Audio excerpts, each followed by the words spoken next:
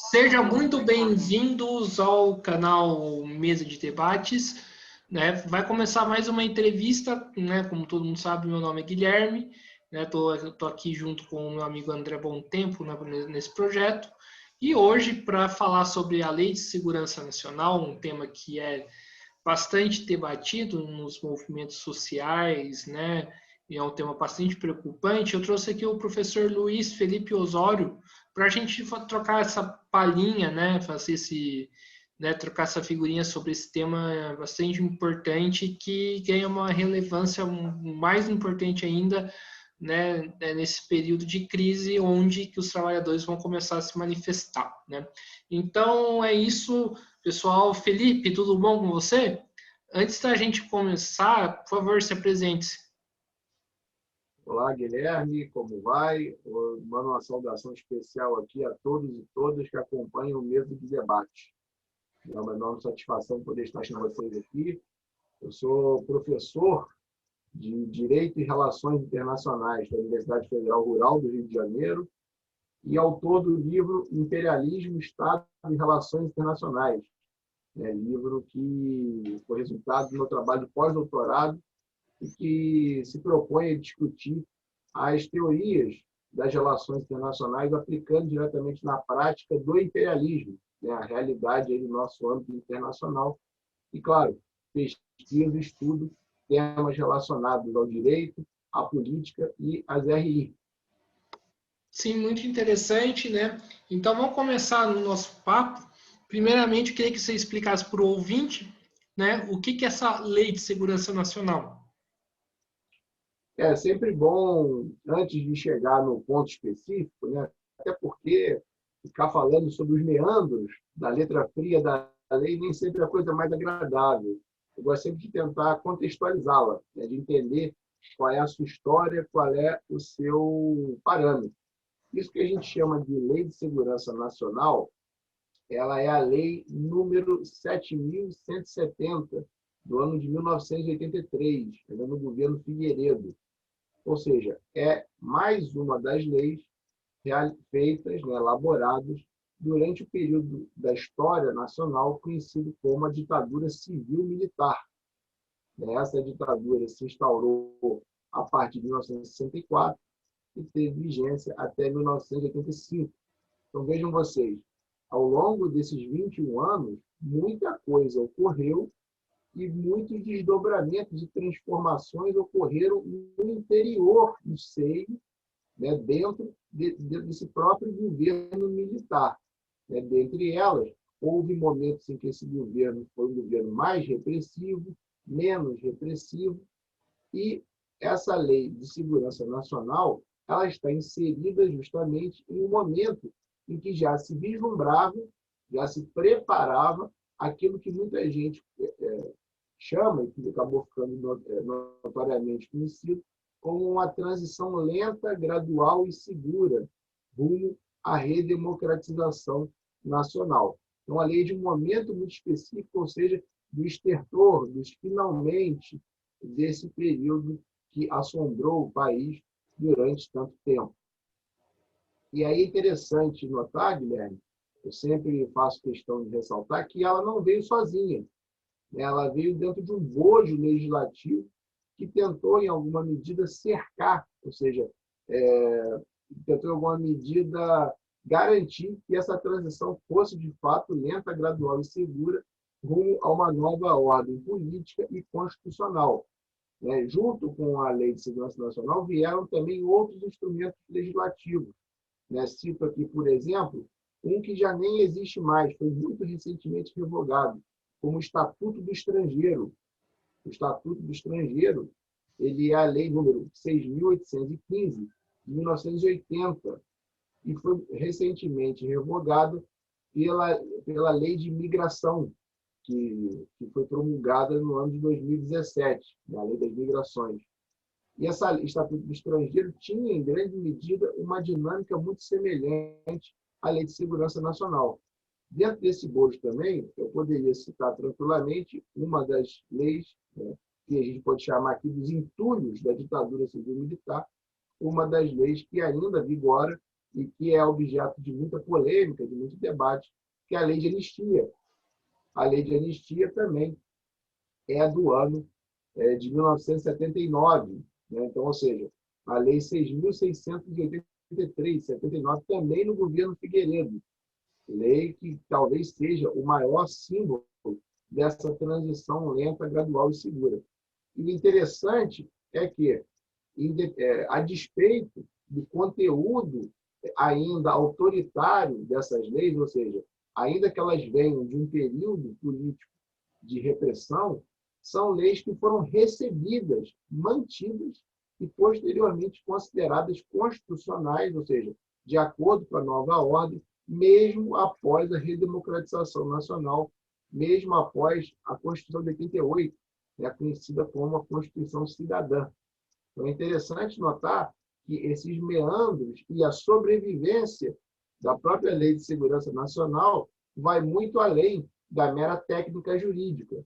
Ela envolve aspectos políticos importantes, dentre eles essa transição lenta, gradual e segura que manteve os militares num papel protagonístico no cenário nacional, ainda que durante todo o período daquilo que a gente considera como nova república, não exatamente no topo do poder político, no topo do poder executivo, como fora durante esse período conhecido como ditadura civil-militar.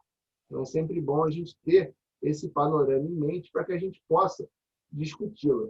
E aí, por fim, e não menos importante, talvez seja o aspecto aí mais central que eu gostaria de chamar a atenção de todos e todas, é que todas essas leis citadas aqui, elas envolvem um contexto interno, ou seja, de preparação para essa transição pelo alto, que não houvesse nenhuma grande ruptura dessa mudança de ordem político-constitucional original de 84, mas já em vias de mudança na década de 80, se existe esse aspecto interno muito forte, eu acho sempre bom mostrar, apontar, que essas leis também carregam um aspecto externo. E aspecto externo em que sentido? Sobretudo, a Lei de Segurança Nacional, como também era o Estatuto do Estrangeiro, ainda que a Lei de Migrações não tenha alterado isso por completo, alterou isso parcialmente, existe nessas leis, do início dos anos 80, ainda um forte componente da Guerra Fria.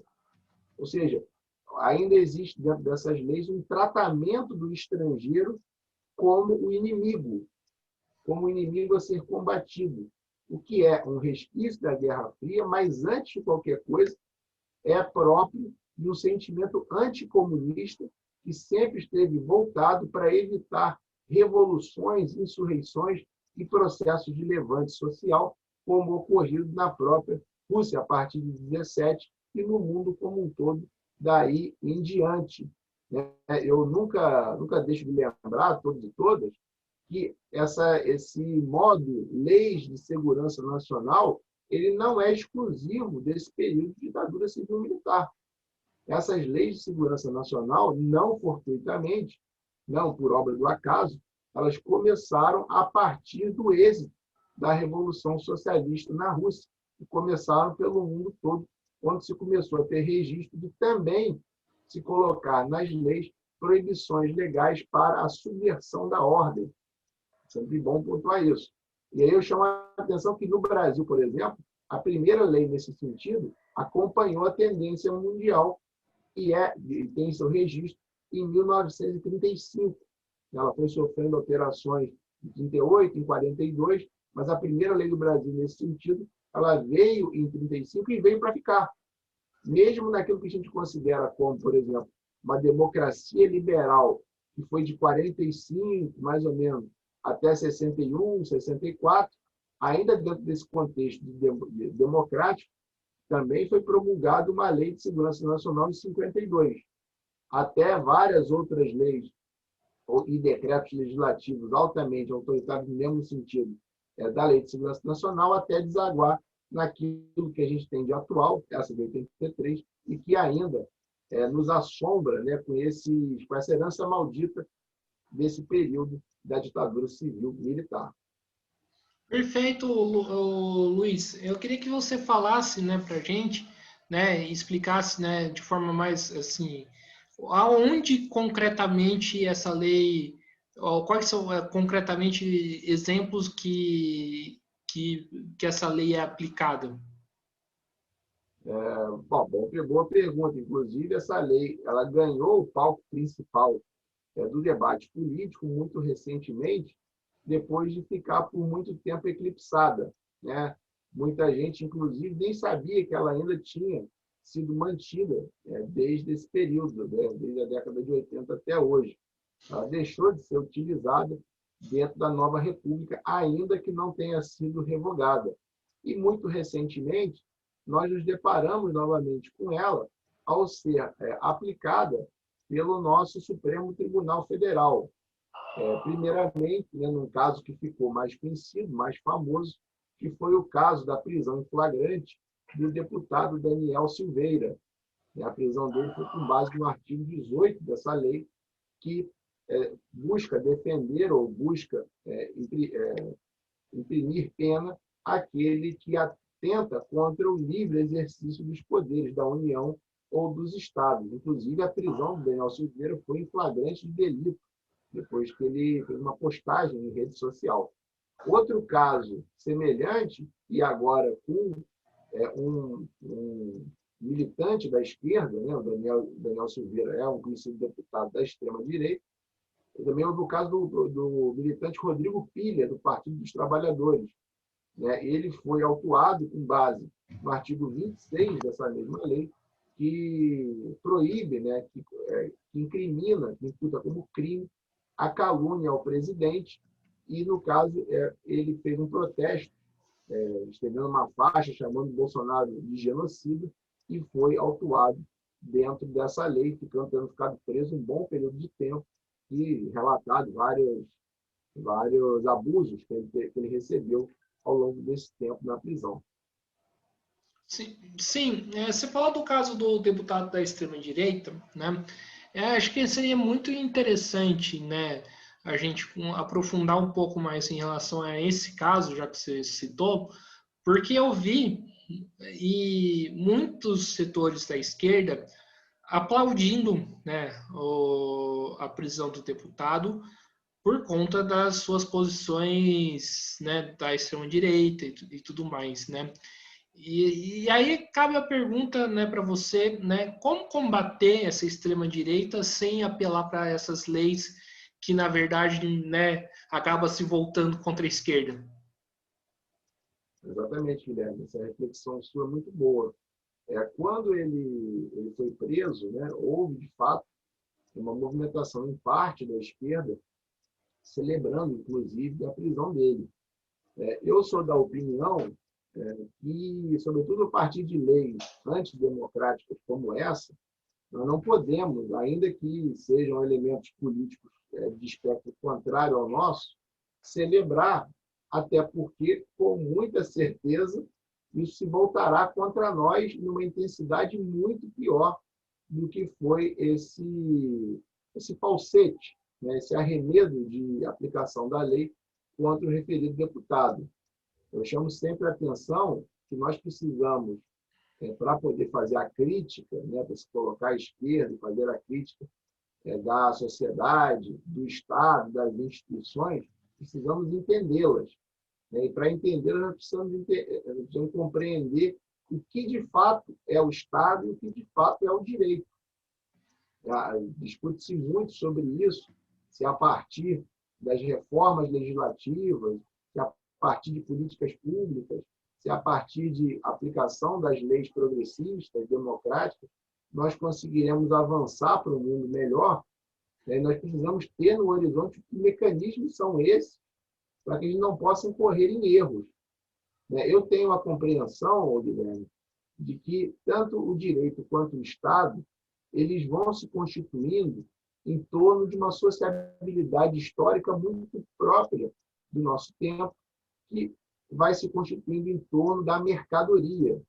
Né? Essa sociabilidade muito própria e muito marcada na história é a sociabilidade capitalista. E o capitalismo tem no seu cerne a mercadoria. A partir daí, as formas sociais de convivência, de práticas materiais concretas, vão se desenvolvendo a ponto de se chegar a parâmetros semelhantes ao que temos hoje, ou pelo menos ao Estado que nós conhecemos hoje e ao direito que nós conhecemos hoje. Então, é sempre bom pontuar que nem sempre o que a gente chama de Estado hoje foi assim. Muitas vezes a gente chama Estado absolutista, Estado medieval, isso aqui é uma imprecisão teórica. Antes do advento do capitalismo, o advento do capitalismo vem, sobretudo, com a Revolução Industrial, com as revoluções burguesas da França e dos Estados Unidos. A partir desse momento, o capitalismo vai se consolidando no mundo como um modo de produção predominante e o Estado e o direito vão se tornando elementos centrais dentro dessa dinâmica, coisa que eles não eram em modos de produção pretéritos, em momentos da história anteriores.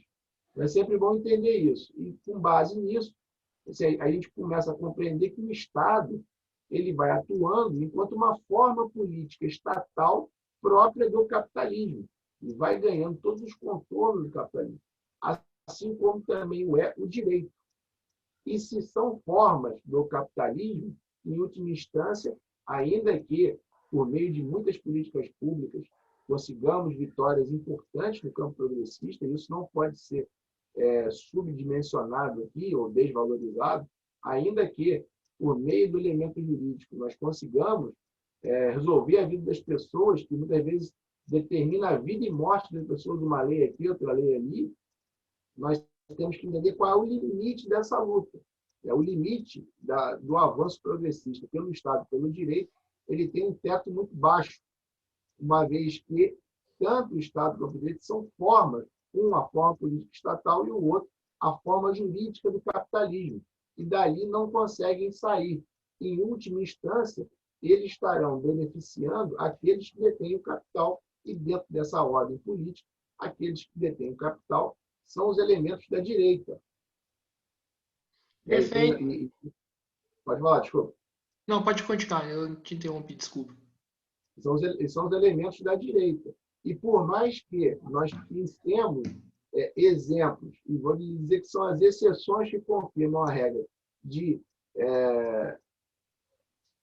uma aparente ofensiva das instituições contra a extrema-direita, a gente percebe, num olhar mais profundo da história, que as instituições elas não apenas toleram, como muito dos processos de ascensão da extrema-direita no mundo afora, nem só no Brasil, mas no mundo afora, se dá por meio das instituições, por meio do direito.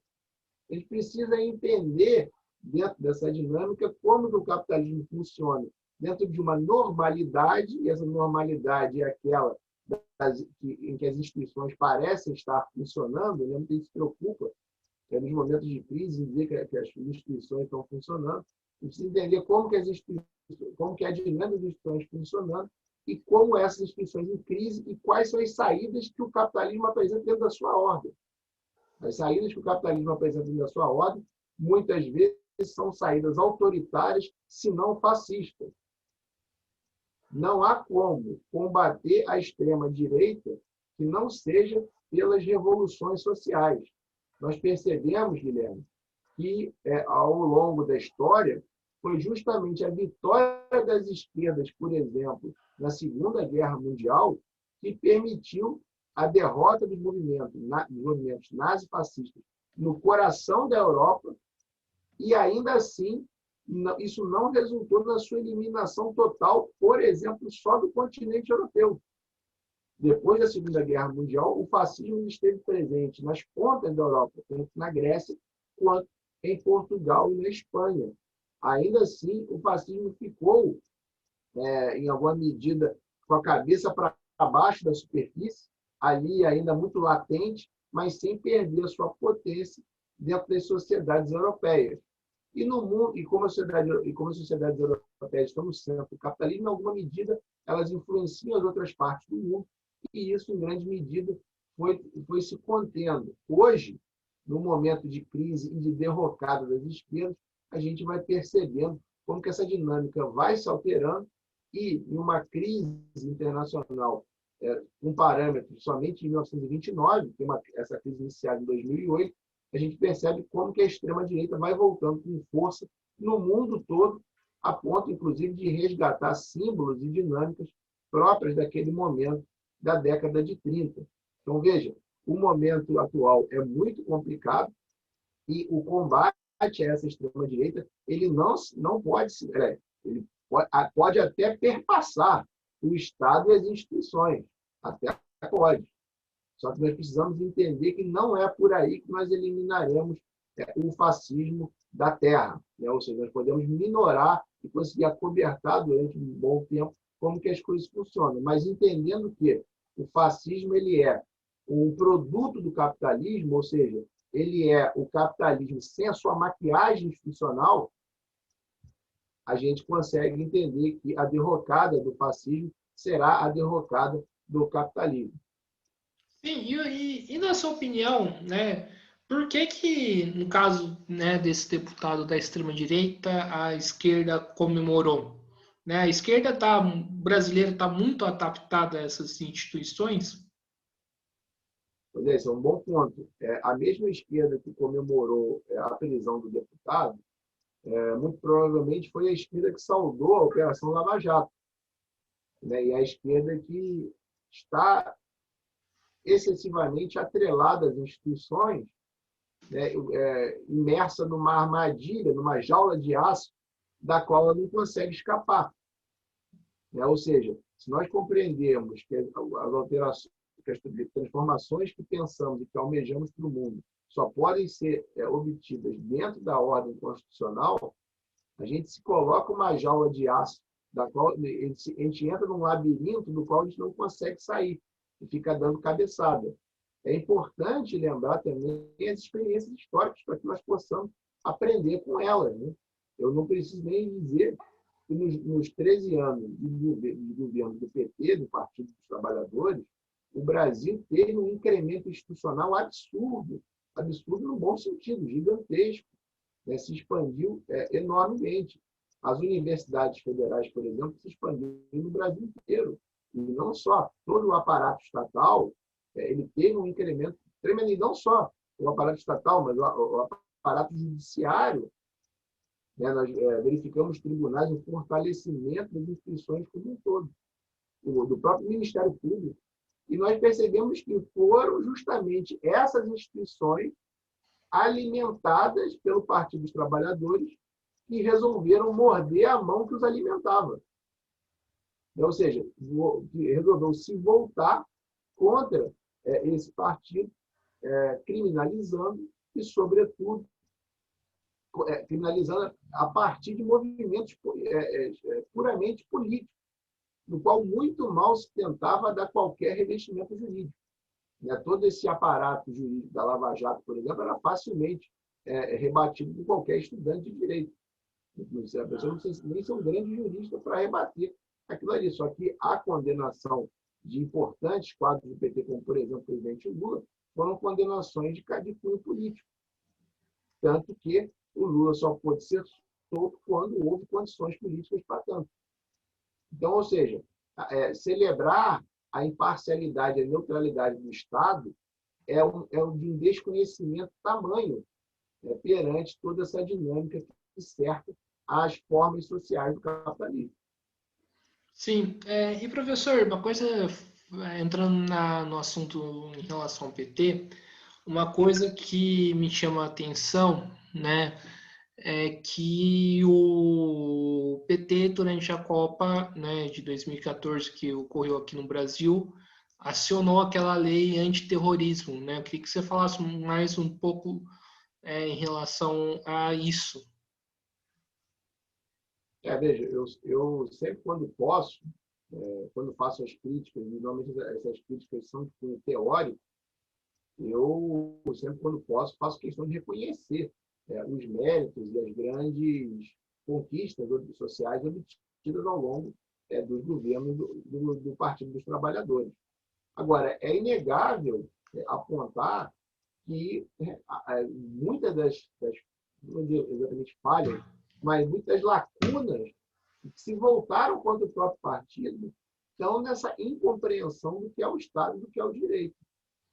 A própria lei que você mencionou, né, a dita lei antiterrorismo, que foi uma pressão vinda de fora até dos Estados Unidos para que fosse aprovada, ela é a Lei 13.260, de 2016. Né? Ou seja, ela acabou pronta para as Olimpíadas, né? Um pouquinho depois da Copa. E é uma lei muito ruim, porque tipificar terrorismo é uma tarefa politicamente reacionária. Né? Ou seja, é difícil você apontar o que é terrorismo, até porque o conceito é um conceito político. Então, para definir isso juridicamente, fica muito complicado. Muitas vezes, o que é colocado como terrorismo aí para fora, como, por exemplo, pelas grandes potências ocidentais, pelas grandes potências imperialistas, é a defesa dos direitos sociais e econômicos de muitos povos. Então, a gente precisa entender exatamente qual é a política que está por trás do terrorismo. Em relação à lei, ela é de cunho lamentável, né? Ou seja, ela dá margem para a perseguição de movimentos sociais, de elementos da esquerda. Agora, também não devemos superdimensionar isso. Os movimentos sociais sempre foram perseguidos com ou sem lei antiterrorismo. É sempre bom ter isso em mente. Né? Ou seja, a esquerda sempre foi perseguida e o será com ou sem lei.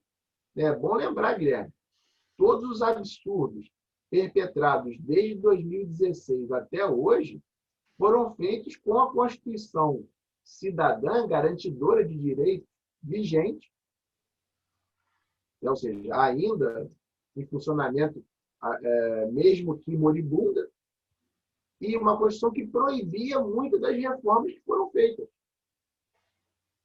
Muitas mudanças, a própria Constituição proibia essas mudanças, e ainda assim foram feitas porque o capitalismo não corre a reboque do direito.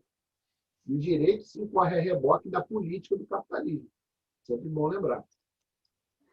Sim, uma coisa que me chamou a atenção, Luiz, né, que, na sua fala inicial, é que essa lei se manteve de 83, teve uma nova Constituição, né, e mesmo assim ela tá aí, né? Nesse processo aí não houve nenhum momento onde, né, tentaram revogar essa lei. E como que se faz isso? A revogação da lei, né, ela pode acontecer a qualquer momento, basta o Supremo Tribunal Federal declará-la inconstitucional. Isso já seria suficiente para que a lei não fosse mais aplicada. Agora, aquilo também, Guilherme, a lei sendo aplicada durante, pelo menos aí, o início da redemocratização até os dias atuais, a lei não sendo aplicada, ela, em alguma medida, na prática, ficou suspensa, ficou revogada durante um tempo. Agora é que ela retorna. Eu não costumo me apegar muito a esse ponto dela tem que ser revogada ou não, até porque houve já vários movimentos para a revogação dela e ela insiste em se manter. E eu estou mais preocupado com o significado disso. Por que algo que é patentemente inconstitucional ainda se mantém perante a ordem? Qual é o significado político disso? O significado político disso é que os militares que estiveram no poder, que foram a face dessa ditadura civil-militar, né? Sempre bom lembrar, é uma ditadura que não teria acontecido se não houvesse o apoio decisivo e determinante da ala civil. Mas teve como a sua frente, como a sua testa, os militares. E os militares, apesar de terem saído do poder, ou seja, terem saído da cúpula, do pico, do topo do poder, eles não deixaram a sua posição protagonista no governo. Tanto que opinavam frequentemente ao longo desse governo da Nova República, até chegar, a partir de 2016, e deliberadamente atuarem sem nenhum pudor como um partido político, como eles sempre foram. É sempre bom lembrar, as Forças Armadas sempre foram um partido político, não só no Brasil, como no mundo como um todo. Porém, a partir de 2016, se transformou no óbvio ululante, inclusive pautando as decisões da própria Corte Suprema Nacional a partir de tweets, né? A partir de interações em redes sociais, se determinava qual era o destino de réus e de processos dentro da Suprema Corte Brasileira. E não só a partir de tweets. A gente pode ver aí pela própria ocupação dos postos importantes no Estado brasileiro hoje, que ele é um Estado totalmente ocupado e por militares, né, que vão aí dando as cartas na política atual de maneira explícita. Se antes havia uma atuação ali de maneira mais implícita, agora é de maneira explícita. E sempre lembrando, claro, os militares brasileiros têm uma história própria, têm uma constituição própria, e esses militares que vêm desse momento do pós-Segunda Guerra Mundial, que, sobretudo, sofreram toda essa reformulação a partir desse período ditatorial, são militares que têm uma vinculação muito próxima aos Estados Unidos, o que vem se comprovando na prática a partir da política externa brasileira, por exemplo, e não só, mas de defesa também. Sim, e professor, e aí cabe a pergunta, né? Como combater isso, né? Seria o caso, né, de nós pensarmos uma Constituição nova que aprofundasse, né, as coisas, digamos assim, boas dessa Constituição cidadã, né, e que retirasse os entulhos, né, deixados pela ditadura? Olha, talvez essa seja a pergunta do milhão, né? Ou seja, como alterar determinantemente o cenário atual. Eu não tenho a fórmula mágica, né? Eu só sou um analista, eu não sou ainda um formulador né? Eu não tenho bola de cristal, tenho só teoria como ferramenta analítica. De qualquer maneira, é sempre bom entender, antes de qualquer coisa, que essa transformação social que nós precisamos, ela precisa ser analisada do ponto de vista interno e externo. Internacionalmente, nós precisamos entender, por exemplo, qual é o papel do Brasil no mundo. Ou, melhor, qual é a margem de autonomia que o Brasil tem no mundo. Afinal de contas, o Brasil é um país soberano, mas soberano formalmente, e na prática tem que se submeter a várias imposições vindas de fora. Não basta lembrar aqui que o Brasil é considerado um país da periferia mundial. O Brasil não está no centro do capitalismo mundial, mas sim um país periférico. Um país periférico que é polarizado, em grande medida, pelos Estados Unidos. O dito poderio hegemônico, a locomotiva do capitalismo mundial e atual. Então, ou seja, o Brasil tem aí uma margem de discricionalidade muito estreita. E o que a gente percebe no mundo, Guilherme, é que os países que têm um pouco mais de margem de manobra no cenário internacional são países que passaram por revoluções sociais. Não preciso dizer aqui, por exemplo, que a China só consegue bater de frente, como eventualmente bate com os Estados Unidos em várias áreas, porque ela conseguiu uma margem de autonomia considerável a partir da Revolução Socialista de 1949. Aliás, se eu não me engano, hoje, parece que o Partido Comunista Chinês completa seu jubileu centenário, o que vale a pena ser saudado, vale a pena ser entendido e estudado para a gente poder, a partir das experiências como a chinesa, compreendermos aqui a realidade nacional. E não falo só da China, falo de países com potencialidades bem menores do que a China, como, por exemplo, a própria Cuba, como o Vietnã, a Coreia Popular, ou Coreia que você conhece como Coreia do Norte.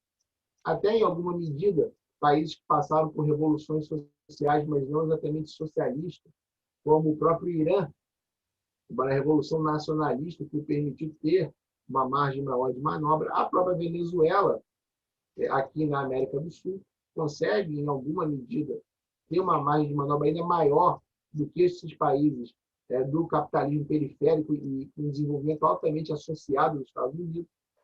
Então, a gente vai percebendo, antes de mais nada, que precisa entender qual é a margem de manobra do Brasil dentro dessa seara, até para direcionar certas políticas, para direcionar a atuação do Brasil no cenário internacional. E isso bate não só com esse grande jogo, essa grande geopolítica dos países, mas também rebate internamente, né, como que o imperialismo ele vai se imiscuindo, como ele vai penetrando dentro do contexto nacional. Né? Não preciso lembrar aqui dos vários registros que se tem de espionagem, né, e atuação, sabotagem dos Estados Unidos aqui no Brasil durante, como foi comprovado, o governo Dilma, por exemplo, na Petrobras. Né? E outra, a atuação direta das forças de segurança dos Estados Unidos, de segurança e de inteligência, dentro da própria Operação Lava Jato.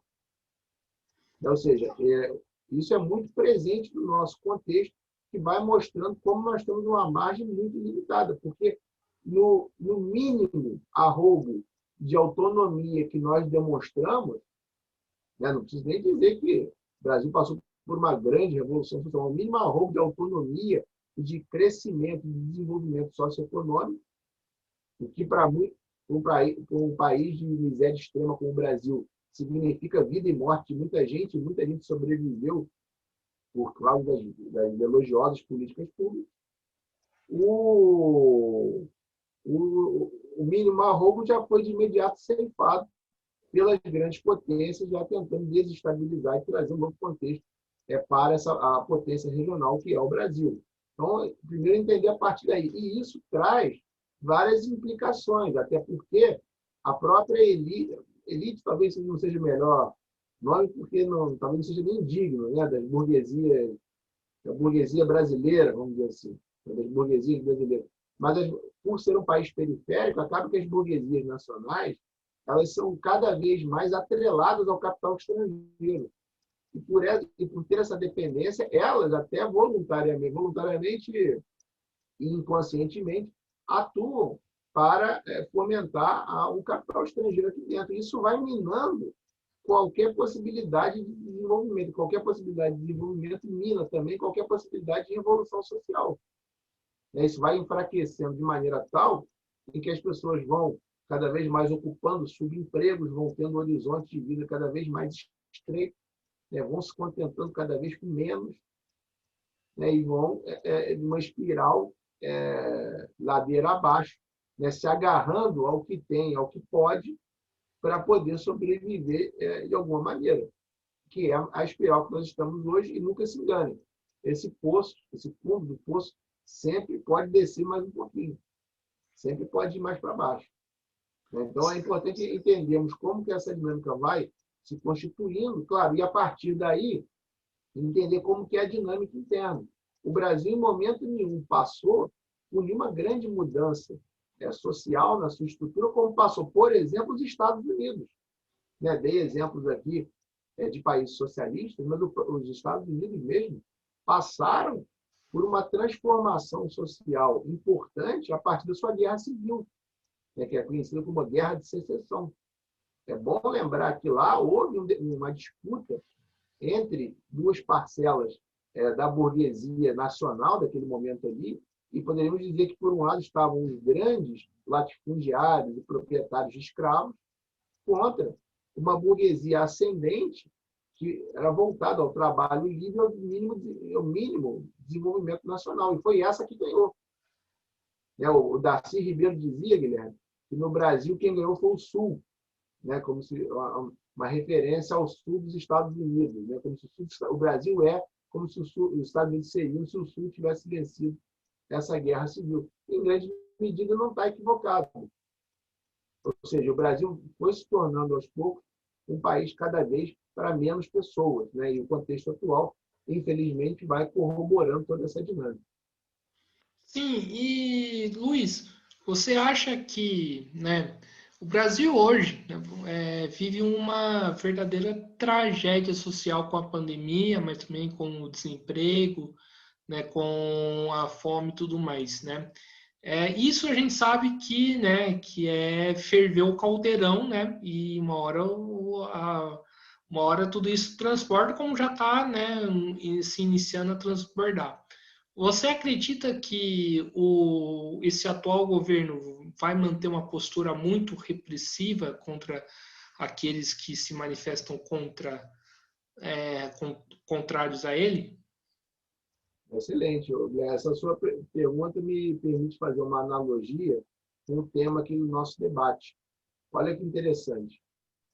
Se, no final dos anos 70, início dos 80, período em que vem a lei de anistia, que vem o Estatuto do Estrangeiro, que vem a Lei de Segurança Nacional, a preocupação era o Brasil sofrer por influências estrangeiras, por movimentos exógenos, vindos de fora. Uma revolução social nos moldes do que ocorreu em vários países da periferia mundial, sobretudo aqui na nossa região, em Cuba, ou seja, havia todo esse perigo comunista rondando o Brasil naquele momento e as leis tinham um caráter anticomunista muito forte. Hoje, com o fim do bloco socialista forte que havia outrora, com a derrota das esquerdas no pós-década de 90, no pós-Guerra Fria, a gente vai percebendo que as leis elas vão se tornando cada vez mais repressivas contra a população pauperizada. Agora, essa população pauperizada que é o grande inimigo. E é ela que é combatida por meio dessas leis autoritárias ou não, que vão se mantendo e que vão se postergando no tempo e no espaço.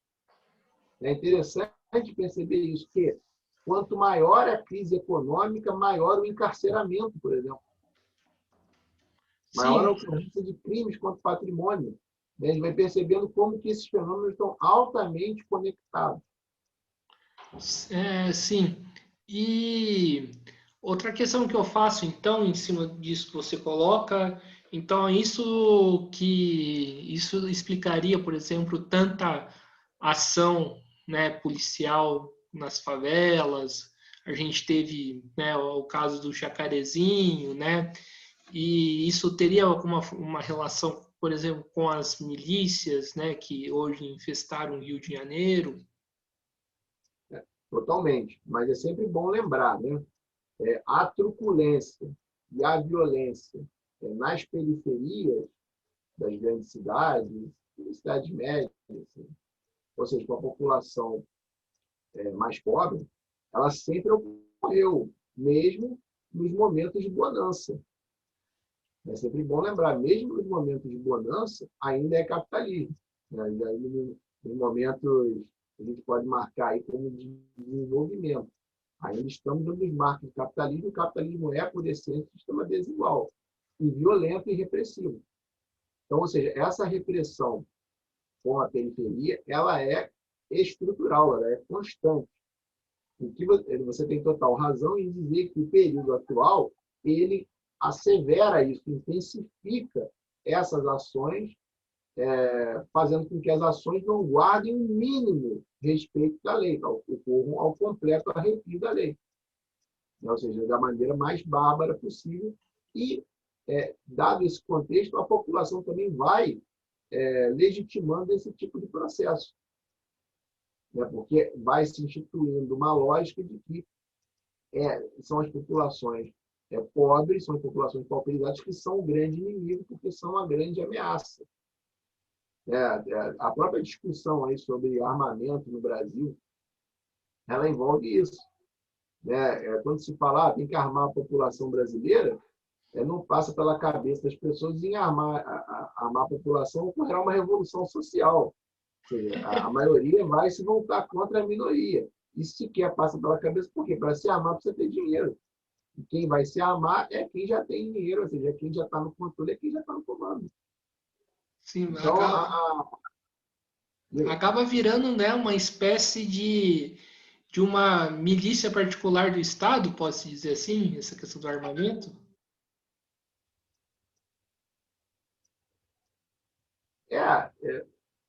não é assim, sim, mas o que é mais importante nessa dinâmica é entender o seguinte: o Estado, por si só, com as suas forças militares constituídas, ele já é o braço armado da burguesia, ele já é a milícia da burguesia. A milícia é bem estruturada até. E a sua atuação normal, a sua atuação cotidiana, é uma atuação seletiva e discriminatória, né? Dentro da normalidade. Num momento de excepcionalidade como nós vivemos, ou seja, de agudização da crise, isso se transforma, isso fica intenso, mas não fica tão diferente do que é o normal. Agora, é claro que essa diferença de intensidade, para muita gente, determina vida e morte. É tamanha aí a sutileza e também a complexidade que é a ciência política, na prática. É por isso que a gente precisa entender. Eu sempre instigo os alunos a ler o jurista soviético Yevgeny Pashukhanin. Pashukhanin tem uma pergunta que é para mim, esclarecedora e mostra qual é a grande diferença do capitalismo para outros modos de produção. Ele pergunta, mas por que no capitalismo a força repressiva da classe dominante, ou seja, da burguesia, ela está concentrada num aparato estatal que se diz neutro, imparcial e um terceiro em meio a essa relação capital e trabalho? É isso que nós devemos nos perguntar. Sim. Ou seja, o aparato repressivo da burguesia ele toma a forma de um neutro, imparcial e genérico, como se ele, impessoal, como se ele servisse para todos. E ele não serve. Não, Nem sim. a teoria consegue sustentar isso. Desculpa. Não, sim, não, concordo com você. Então, justamente por isso, né, que eu fiz essa pergunta, né, por, né, o braço armado do Estado aparecer como neutro, né, como a serviço do público e não a serviço de uma classe dominante, esconder esse caráter, né? Acho que quem explica muito bem isso o professor Décio Sais, da Unicamp, mas assim, uma formação de uma milícia particular com gente da classe média sendo armada, tendo dinheiro para comprar arma, isso não ganha um caráter mais perigoso ainda? Sim, boa pergunta. Não, é o seguinte, quando o Pascoal faz essa pergunta, por que existe o Estado, ele de imediato entende qual é a grande particularidade do capitalismo.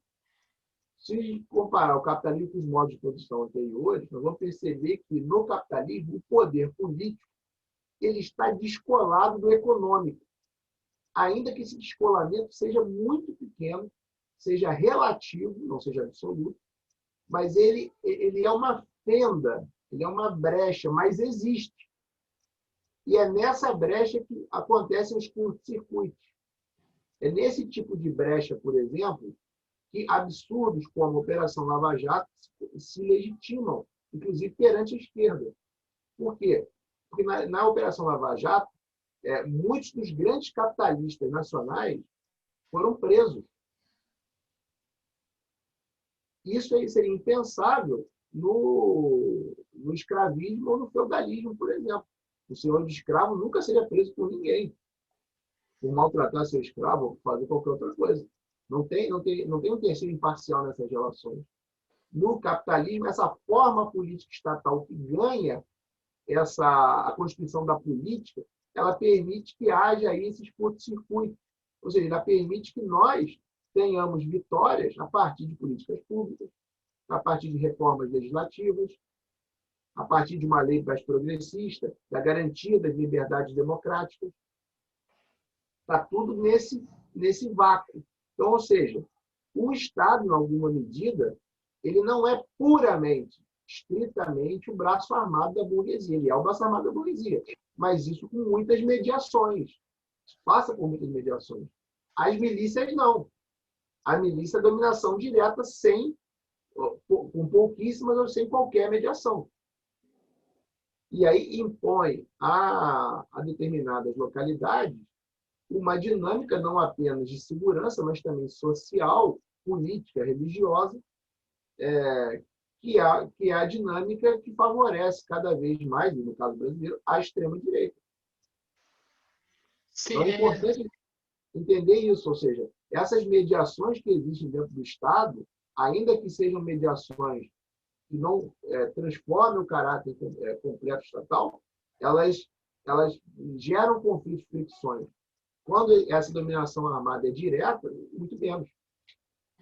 Você cita aqui a Lava Jato, né?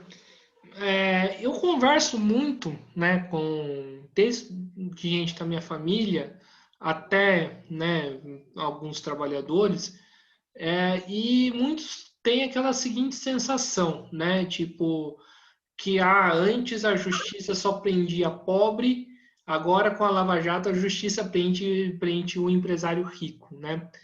E tem um negócio e tem um sentido, né, no meu entendimento dessa lógica, porque de fato, né, a justiça se volta contra os pobres, se volta contra a classe trabalhadora, né? E a Lava Jato deixou uma falsa sensação que agora está punindo, né, os ricos, né? Como que dialogar com esse sentimento? E a gente poderia aplicar essa armadilha à própria prisão desse deputado da extrema-direita, também pela Lei de Segurança Nacional. Isso é dar com uma mão para tomar com a outra. Né? Ou seja, joga uma isca, você morde a isca e depois é engolido por inteiro. Até porque essa sensação de justiça, né, que se dá à aplicação da lei, ela é também política. Tanto que o cenário atual é muito curioso para se discutir isso, né? Porque, juridicamente, se comprovou que o Lula é inocente, mas, ou seja, você tirou a roupagem, a vestimenta do jurídico para aquela arbitrariedade, para aquele absurdo, porém você simplesmente deixou nu o caráter real da coisa, que é político. As pessoas hoje falam, o Lula foi absolvido, mas ele não é inocente, ele não é santo. Ou seja, ele ainda é culpado, mesmo que não seja pelo direito.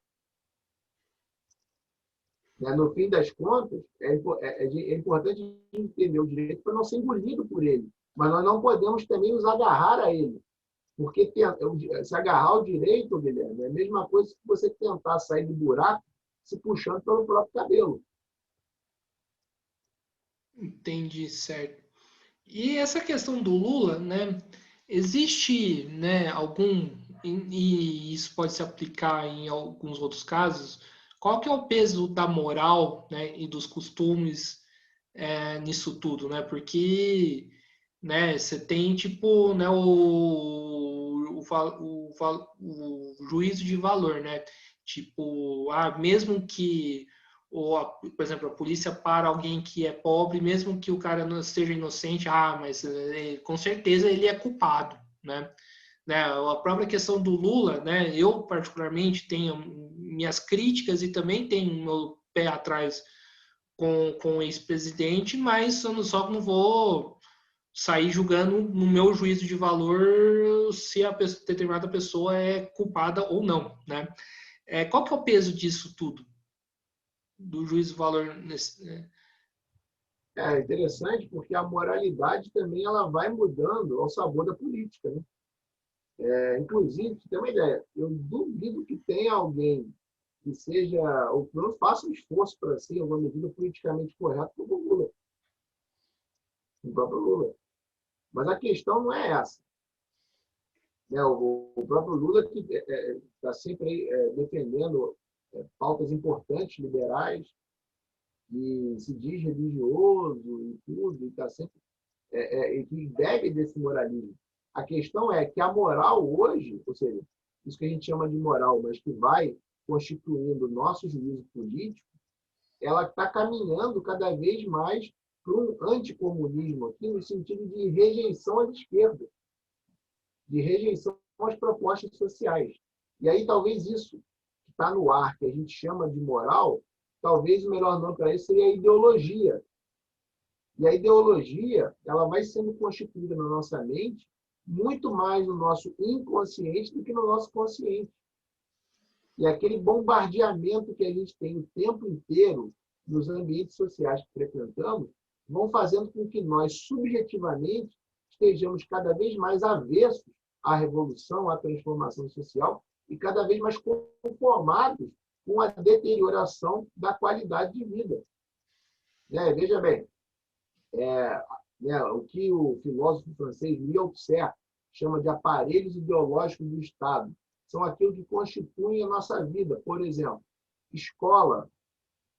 Você vai na escola, na universidade, são ambientes que vão cada vez mais fomentando sentimentos anti-esquerda.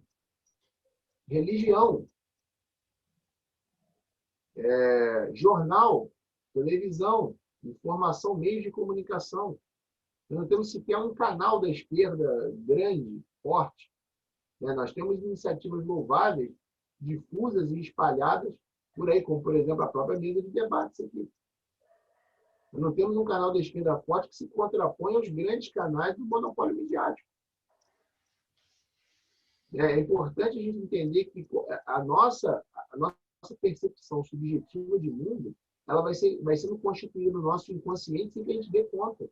E daqui a pouco estamos enjaulados ao sabor da retórica política da época, ou seja, da ideologia, daquilo que vai penetrando na nossa subjetividade e vai constituindo. Isso determina muita coisa, Guilherme, porque isso determina, inclusive, escolhas profissionais, escolhas pessoais, que são escolhas cada vez mais conservadoras, dada a inclinação que a sociedade vai tomando, em meio a esse bojo, em meio à crise econômica. E, Luiz, tem uma coisa muito interessante que a gente poderia pautar aqui, né? A nossa conversa tá tão boa, né, que ultrapassou o tema da Lei de Segurança Nacional. Isso é bastante legal. Em relação à questão, né, da corrupção, né? Hoje fala-se muito, né, da luta contra a corrupção, como se a corrupção, né, fosse o mal de todos os problemas do Brasil, né? A gente sabe que a corrupção é parte dos problemas do Brasil, mas só que o buraco é muito mais embaixo, né? Um jargão popular, né? Digamos assim, o negócio é muito mais profundo, né? Essa coisa de, né, lutar contra a corrupção, né, no seu entendimento, né, em cima do que a gente está discutindo aí, qual que é o papel que ela cumpre, né? Porque no meu entendimento você tirar um corrupto e colocar um outro, né, com um pulso mais firme contra os trabalhadores.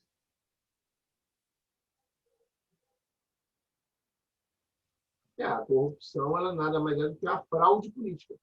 A corrupção ela é estrutural do capitalismo. Ela não tem como existir. O capitalismo não tem como existir sem corrupção.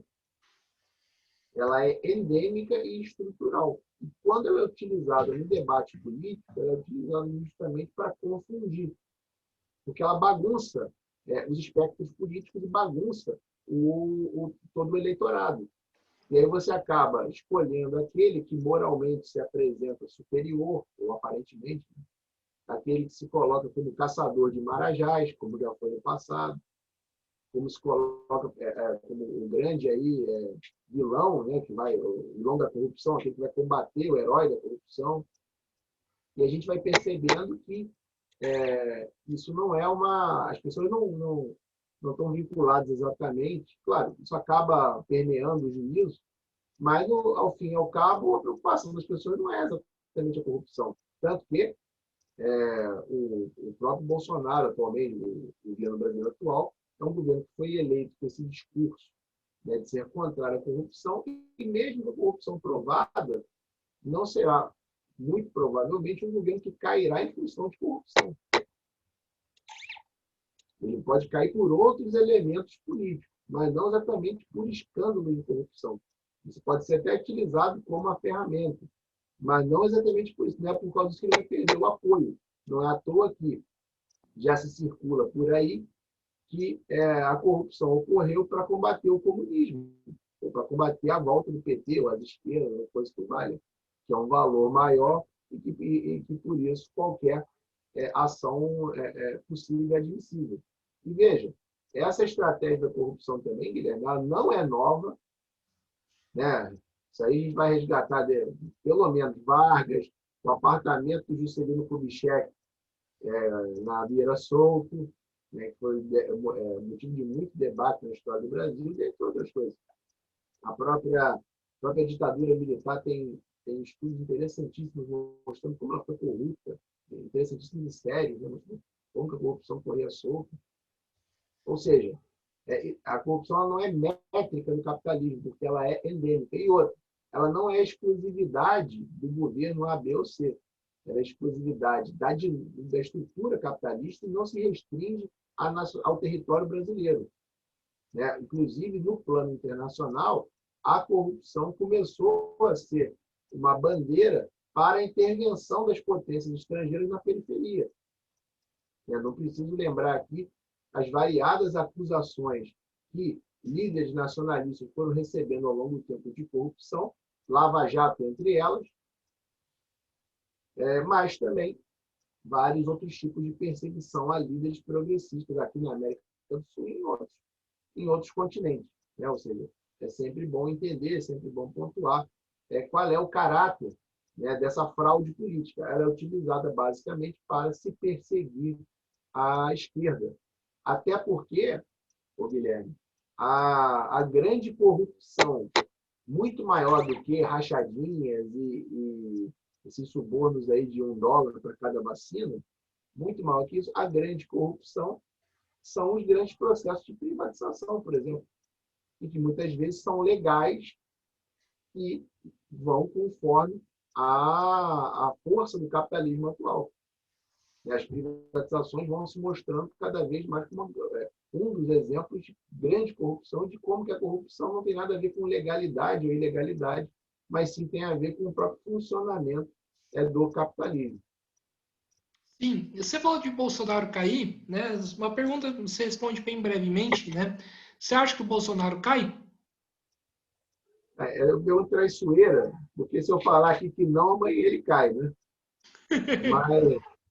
Mas o que parece que está acontecendo, né, atualmente, ou seja, pelo menos o tom subiu quanto à possibilidade de derrubada do Bolsonaro, o tom subiu porque me parece que essa direita, aí a gente precisa diferenciar no espectro político que é a extrema-direita e o que é a direita. Essa direita que as pessoas hoje teimam em chamar de centro, né, usando o eufemismo centro, que é a tradicional direita brasileira, é aquela que sempre esteve no poder. Mesmo com a chegada da esquerda ao poder no Brasil, ela ainda esteve, ela foi o fiel da balança durante os governos, ocupando posições importantes, desde a vice-presidência até as posições no parlamento e no judiciário. Bom, é sempre bom lembrar isso. Essa direita que sempre esteve no poder, ela não conseguiu emplacar o seu candidato, mesmo fomentando e impulsionando o golpe de Estado de 2016. Ela acabou também sendo tragada pelo golpe. O maior exemplo disso é a falência do PSDB. Ela acabou sendo tragada pelo golpe e o candidato da extrema-direita ascende ao poder. O candidato do baixo clero, vamos dizer assim, do baixo clero do parlamento brasileiro. Essa direita, ela tenta se reerguer, mas sem soltar a mão do Bolsonaro. Afinal de contas, é sempre bom lembrar, gente, extrema-direita e direita são direita, né? Estão ainda dentro do mesmo direcionamento. Ainda que a direita respeite, né, ou minimamente respeite as instituições, ela respeita as instituições, também porque as instituições lhe favorecem. E a extrema-direita, muitas vezes, desrespeita as instituições muito mais no discurso, ou naquilo que não lhes agrada, mas, no geral, ela respeita também. Afinal de contas, são as instituições que legitimam a ascensão da extrema-direita. Não é sempre bom quanto a isso. Acontece que a direita, se puder emplacar um candidato próprio, prefere fazer isso do que ter um representante ali que não dá para confiar plenamente. Não é exatamente como eles gostariam, né? Não é um Fernando Henrique Cardoso, não é um político, vamos dizer assim, de pluma da direita, né? Pura da direita. O Bolsonaro é um candidato com outras perspectivas, mas é ainda dentro da direita. Então, ou seja, essa direita ela não solta a mão do Bolsonaro, até porque, se soltar, ela muito provavelmente perderá mais uma eleição para a esquerda, como aconteceu aí nos últimos pleitos, antes de 2018. E nessa tentativa de arrumar um candidato, ela vai vendo até onde consegue chamuscar o presidente da República, que é naturalmente um candidato natural às próximas eleições. Inclusive, já está em campanha há muito tempo. Então, ou seja, ela joga um jogo muito perigoso, mas, no limite, não tenha dúvida, ela não vai abandonar a mão do Bolsonaro. Se chegar nesse limite de o Bolsonaro novamente ir contra a esquerda no segundo turno, nas pesquisas, ela vai apoiar o Bolsonaro novamente, sem sombra de dúvida. Agora, por enquanto, o jogo está aberto. E todo esse palco montado com a CPI, ele tem esse objetivo de viabilizar um candidato da direita. Se esse candidato conseguir ser viabilizado, tiver potencial para tanto, pode ser que o Bolsonaro caia. Mas, caso contrário, eu acho muito difícil que caia, por exemplo, por um processo, uma acusação de corrupção, até porque, desde quando ele ascendeu ao poder, à presidência, vai ter, inclusive antes, o que não faltam são acusações de rachadinha, coisa que valha ao longo da sua atuação política. Afinal de contas, a atuação política dele é feita com base nesse tipo de jogo. Sim, e então agora, se me permite a pergunta, né? A gente viu, né, ontem, né, o processo de um super impeachment, né? Um super impeachment que vai do PSTU, né, até o MBL, né? E são setores que dos setores da esquerda, né, PSTU, PSOL, PCB, PCdoB, PT e, né, diferentes espectros da esquerda e setores da direita no MBL, que até um tempo atrás estava apoiando o Bolsonaro, né, a Joyce Hasselmann também. Como, em cima do que está a sua última fala, como que você enxerga isso? Pois ele é um processo que tende a um fracasso retumbante, a não ser que seja encampado pelas ruas. Então, o que vai acontecer? Novamente, ele vai ficar sendo ali aquecido e acariciado pelo presidente da Câmara dos Deputados, que é um aliado do Bolsonaro, mas é um aliado do Centrão, ou seja, ele é altamente volátil, ele pende para onde, né? Ele vai para onde está, onde manda o faro político dele. Em havendo essas manifestações que começaram, já tiveram 2 grandes encontros, que projetam aí mais, um agora para o dia 3 de julho, e o maior, né, para o dia 24 de julho. Se essas manifestações ganharem corpo e conseguirem fazer uma pressão social, uma pressão popular em cima do parlamento, pode ser que caminhe. Caso contrário, não. Caso contrário, tende a um retumbante fracasso, inclusive tende a deslegitimar as esquerdas perante o povo por estar ao lado de figuras tão odiosas quanto a direita do MBL. O MBL também não está tão distante da extrema-direita, não. Ele pode ter desavenças pontuais com o Bolsonaro.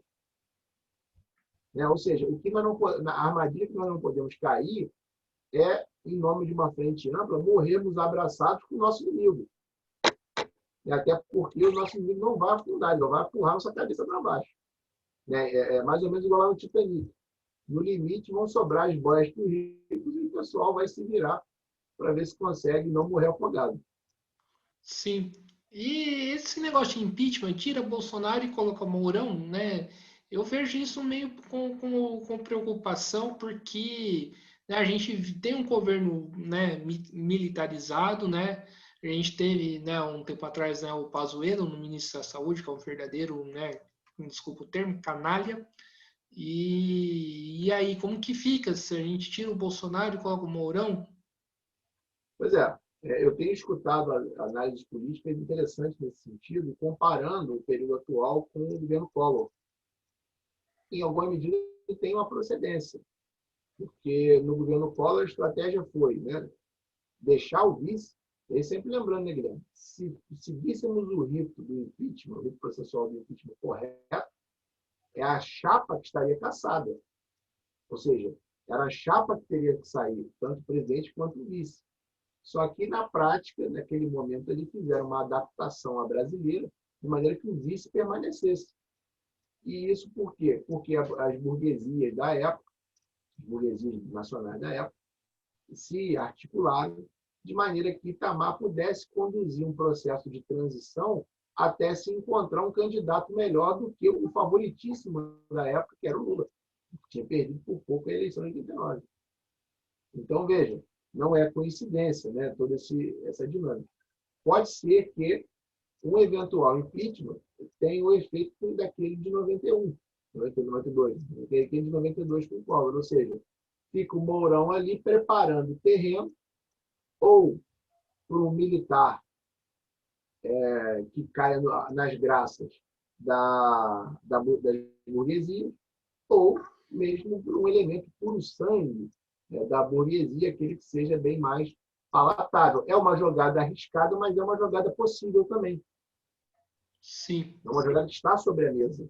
Apareça, por exemplo, como apareceu o Fernando Henrique Cardoso, que ninguém era um completo desconhecido no campo da política, e, de repente, foi alçado a um patamar de vitória, inclusive, no primeiro turno, sobre o candidato mais popular da época. Sim.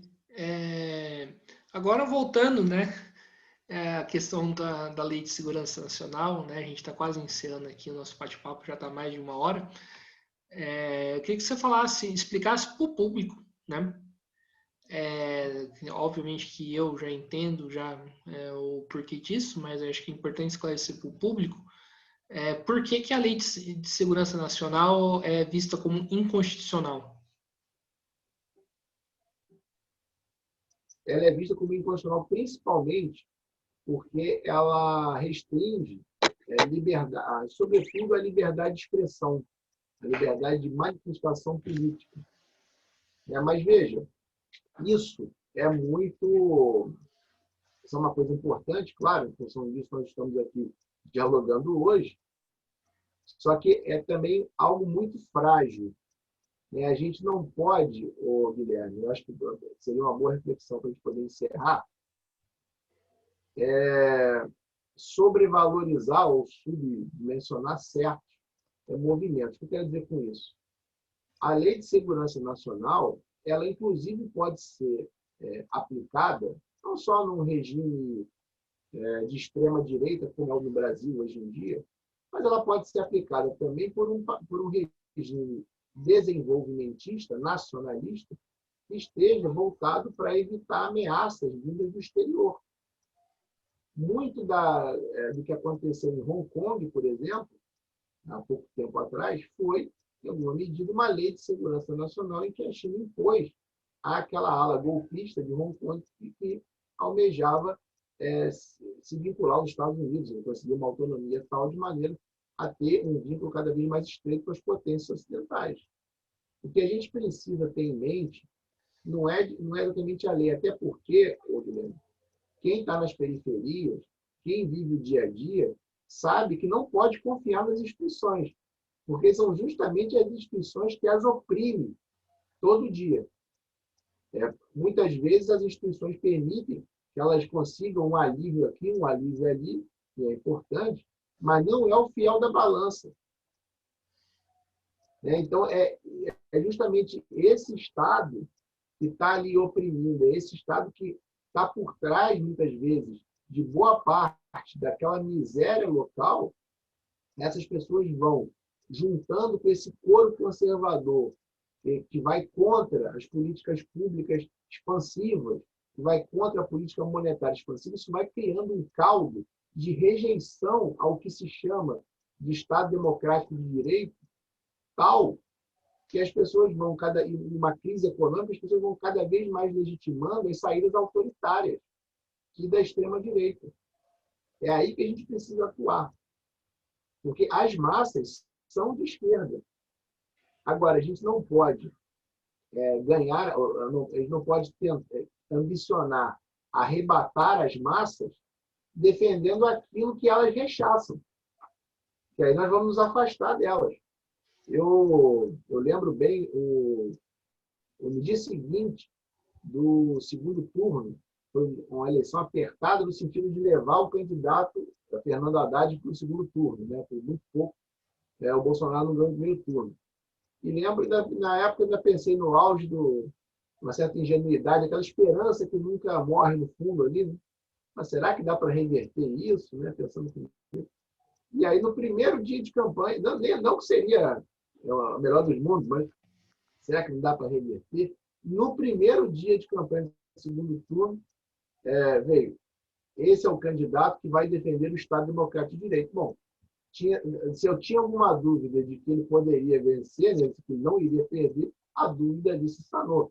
Ou seja, quem da população tem essa ambição de defender aquilo que o jornal fala mal todo dia, que a igreja fala mal, e que, em alguma medida, vai lá na casa dela, bate, arrebenta a porta, mata um familiar que anda com guarda-chuva, que vai à escola. Como que se pode lidar com isso? Ou seja, esse é o grande desafio para as esquerdas, poder pensar um mundo que esteja mais próximo do concreto e saia por completo desse labirinto, que são as abstrações que envolvem a existência técnica do direito e do Estado. Por isso que eu acho sempre importante que nós estejamos com o pé no chão, né? Ou seja, olhando o concreto, olhando o que está ao nosso redor, para que, a partir daí, encontremos soluções para a transformação social. Beleza, Luiz. Você congelou um pouquinho? Pronto, agora voltou. Luiz, então beleza. Então, né? Estamos aqui encerrando mais uma entrevista do Mesa de Debates. Primeiramente, quero agradecer por você ter aceitado o convite, né? Foi um papo muito bom, né? Que ultrapassou a questão do tempo da Lei de Segurança Nacional, mas foi um papo, né? Bastante produtivo, né? E espero que os ouvintes gostem, né? E se apropriem dessa discussão. Então, quero agradecer imensamente por você ter aceitado o convite e passo o bastão aí para você fazer as considerações finais. Guilherme, eu que lhe agradeço o convite, foi um enorme prazer poder participar aqui, e mando do Rio de Janeiro a minha boa noite a todos e todas que acompanham o Mesa de Debate.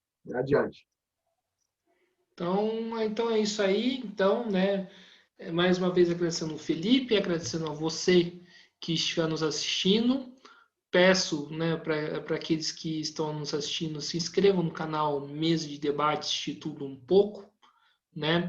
Curta esse vídeo, curta outros vídeos que o canal produziu, compartilhe nas redes sociais, né, esse vídeo, outros vídeos também, né? E siga a gente no Instagram e curta a nossa página no Facebook, Mesa de Debates. Então é isso, pessoal. Fiquem atentos à nossa programação, que vem muita coisa boa vindo por aí. E até a próxima. Fui!